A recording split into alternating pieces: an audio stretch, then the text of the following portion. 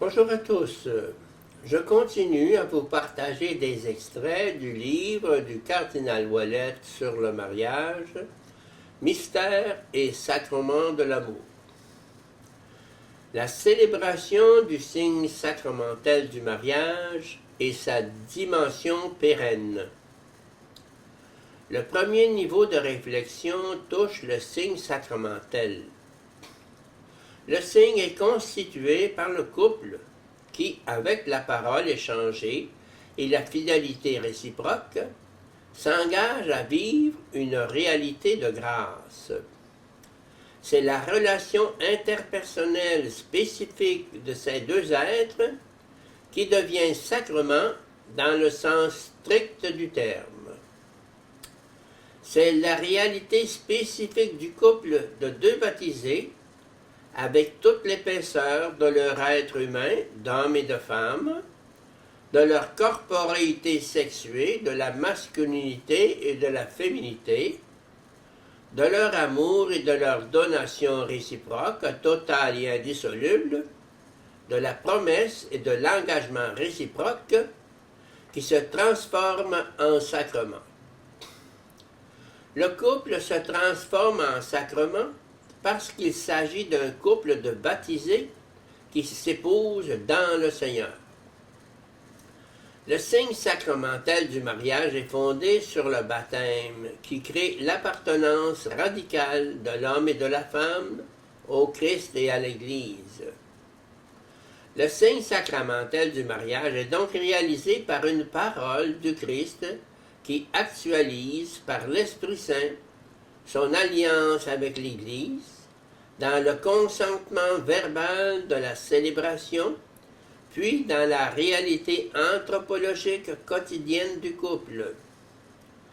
La nouveauté du mariage entre deux baptisés consiste en ce que cette même parole acquiert une signification nouvelle, sacramentelle. Il s'agit d'une parole des époux qui, en raison de leur baptême, est prononcée dans le Christ et dans l'Église et devient ainsi, dans la puissance de l'Esprit, une parole du Christ et de l'Église sur les époux, capable de les introduire dans l'alliance des temps eschatologiques et de faire des deux une communauté de grâce comme une parole de Dieu incarnée dans le monde. Une parole qui dit ce qu'elle fait et qui fait ce qu'elle dit. La nouveauté spécifique du mariage chrétien correspond à la nouveauté absolue apportée par le mystère de l'alliance de Dieu dans l'histoire. Elle trouve sa plénitude dans les noces déjà célébrées entre le Christ et son Église.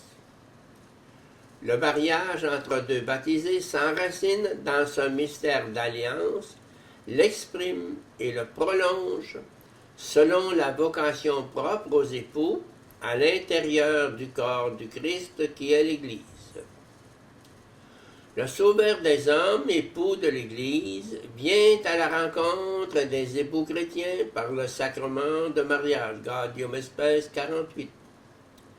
Une telle rencontre sacramentelle donne aux époux la grâce divine afin de conduire efficacement à Dieu les époux, de les aider et de les affermir dans leur mission sublime de père et de mère, Gaudium et Spes 48. C'est pour cela que le Seigneur Jésus continue de demeurer avec eux, pour que les époux, par leur don mutuel, puissent s'aimer dans une fidélité perpétuelle, comme lui-même a aimé l'Église et s'est livré pour elle. Gaudium et Spes 48.